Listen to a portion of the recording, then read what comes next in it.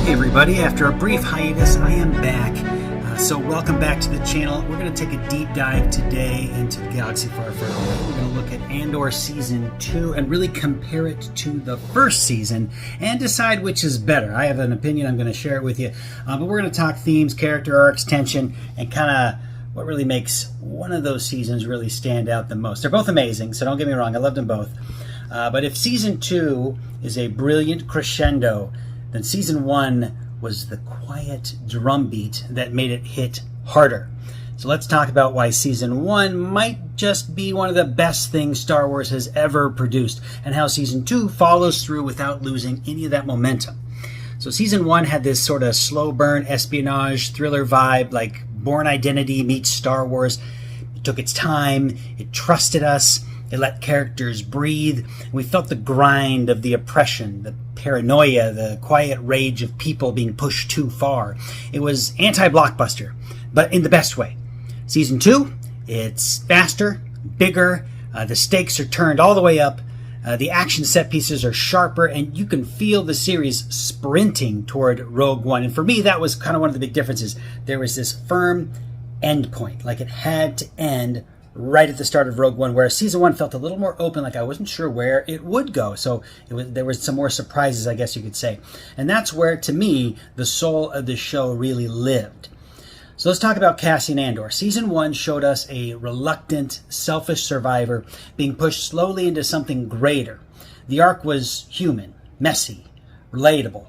We watched him evolve, especially during the prison arc and the Ferrix funeral, which was incredible. And you all know, we did not know that we needed a space marching band until we got a space marching band. It was pretty epic. But Season 2, Cassian is a lot bolder. He's committed, and it's earned, so I won't say it's not. We're watching a leader now, but the transformation itself, the journey, is what made Season 1 so gripping. Also, shout out to Season 2 for giving us even more of Luthen, Mon Mothma, Dedra Meero, three characters who could probably carry entire shows on their own. But their roots, their best moments started in Season 1, although I do actually love what they did with Mon Mothma in Season 2. Season 1 was subtle, more subtle than 2. It just kind of whispered its message until you couldn't ignore it. And it wasn't really about it wasn't even about rebellion per se. It was asking questions like, what turns people into rebels? What does oppression look like in the quiet corners of the galaxy? So then Season 2 is the answer. It shows rebellion in action, planning, sacrifice, betrayal, chaos. It's the explosion after the spark. It's gripping, but that message of slow burn resistance, getting people radicalized, not by choice, but by necessity, that was Season 1's real genius. So here's the thing. You don't get the gut punches of Season 2 without the groundwork of Season 1. And so that's why, for me, Season 1 actually takes the crown. It was more patient, more daring. It treated us like adults. It trusted its characters. It showed us that rebellion does not start with blasters. It starts with whispers in the dark.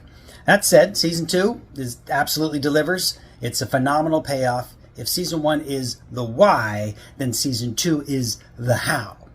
Right? Together, they're one of the boldest things that Lucasfilm has ever done.